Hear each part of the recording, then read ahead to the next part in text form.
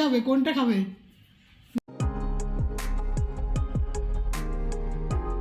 নমস্কার সবাইকে, আবার এসে গেছি আপনার সামনে একটি নিউ ব্লগ নিয়ে। আজকের ব্লগটি স্পেশাল, কারণ আজকে যাচ্ছি বেশ অনেক দিন বাদে, আপনি বলতে পারেন যে প্রায় 2 মাস বাদে মায়ের বাড়িতে।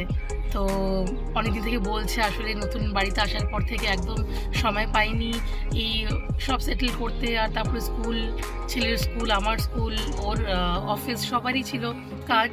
তো তেমনভাবে একদম আমরা স্পেয়ার টাইম পাইনি। আজকে অনেক দিন বাদে মনে হলো যে না, আজকে যাওয়া যাক, বেশ কাজ কম আছে। আর ছেলেরও খুব ইচ্ছা হচ্ছে, বারবার করে বলছে দাদুর বাড়িতে যাব। তো মাও বলছে যে অনেক সারপ্রাইজেস আছে, দেখা যাক কী সারপ্রাইজ। তো সেই সারপ্রাইজটা দেখার জন্য কাইন্ডলি আপনারা সাথে থাকবেন। চেকমেট করে দিলে মেধাসকে। মেধাস ইজ সো স্যাড। মামা কি হয়েছে? বাড়ির থেকে চেসটা নিয়ে এসেছিল, আর এসেই দেখুন ওটা খেলা শুরু করে দিয়েছে দুজনে, বাবা আর ছেলে। চেস খেলার পরেই তো সারপ্রাইজেস, যেটা আপনাদের বলেছিলাম। দেখুন পাটি সাপটা, জয়নগরের মোয়া, ফল, মিষ্টি সব। তারপরে মা এখানে রান্না বসিয়ে দিয়েছে, একদিকে ফুলকপি, আলু এসব ভাজা হচ্ছে, মাছের ঝোলও হবে। তার আগে ছেলের জন্য দেখুন মাছ ভাজাটা করে নেওয়া হচ্ছে, আমাদের জন্যও হবে, আগে ছেলেরটা হয়ে যাবে তারপরে আর কি। দিনটা বেশ ভালোই কাটলো। তারপরে বিকেলবেলায় আমরা চলে গেলাম মেলায়। এটা পলতায় হচ্ছে মেলাটা। মেধাস তো খুবই মজা করেছে, আপনারা দেখতেই পাচ্ছেন। মেলা যাওয়া মানে হচ্ছে আগে রাইডসগুলোকে দেখা, তারপরে একের পরে এক বলা যে কোনটার পরে কোনটাতে ওকে উঠতে হবে। তো এসে আগেও দেখে নিয়েছে, গাড়ি আছে, মিকি মাউস আছে, আরও অনেক কিছু আছে।